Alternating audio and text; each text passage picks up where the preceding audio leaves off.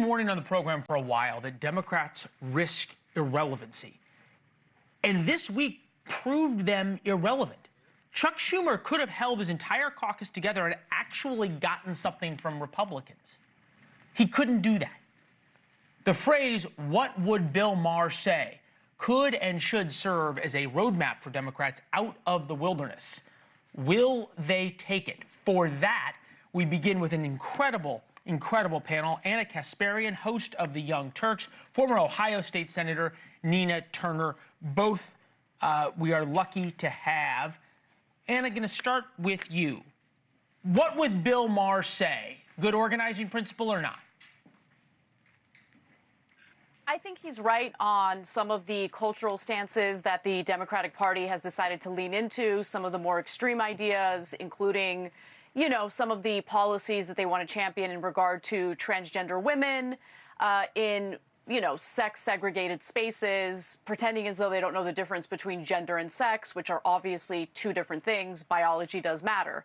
At the same time, I think that the framing of this conversation is incorrect and actually incredibly frustrating, because what the Democratic Party has been doing incorrectly for a long time now is they have become increasingly the pro-corporate party that really has nothing to offer to the American people. They used to want to champion better health care. They've moved off that message, and instead they've leaned into more extreme cultural matters that turn a lot of Americans off, and they continue to double down on those stances. So either they're going to listen to their base and what their base wants, or they're going to continue doubling down on the wrong policies. And I'm going to bring you in here in a minute, but I think you bring up a really important point about their base.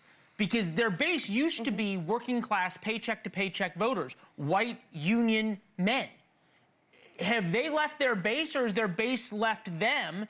And their base, the Democratic base, is now credentialed progressive elitists who care about cultural issues, not about the economy. I think what's happened in this past election, the presidential election in particular, is the working class Americans who typically would vote for the Democratic Party either switch sides and cast their ballots for Donald Trump, or they sat the election out entirely. And I have yet to see any real self-reflection from the Democratic machine, the Democratic establishment. None. Democratic leadership is agreed. embarrassing. I got to bring Nina in here, though, in a second. That the person who typically has been the idea, the encapsulation of the working class champion, is Bernie Sanders, right? He's a Democratic socialist from Vermont. He and AOC are going to now barnstorm through red districts in red states in America. That's the latest plan.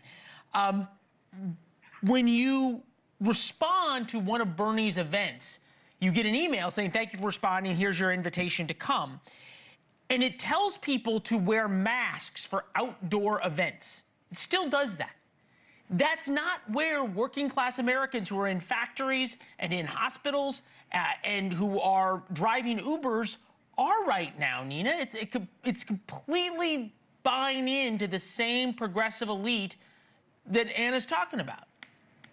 Well, I want to expand what we mean by working class. We should be talking about working class people from all identities, because the last time I checked, there are working class people from all identities. Now, Bill Maher, I mean, we should not be, God bless him and his success and all of that, but we shouldn't be taking advice from Bill Maher. He's not out in the streets talking to the big mamas and the big papas across this country. When Norfolk Southern, by way of example, poisoned, you remember, East Palestine, Ohio. We were there. Overwhelmingly white working class. I went there. And you know what their biggest surprise was?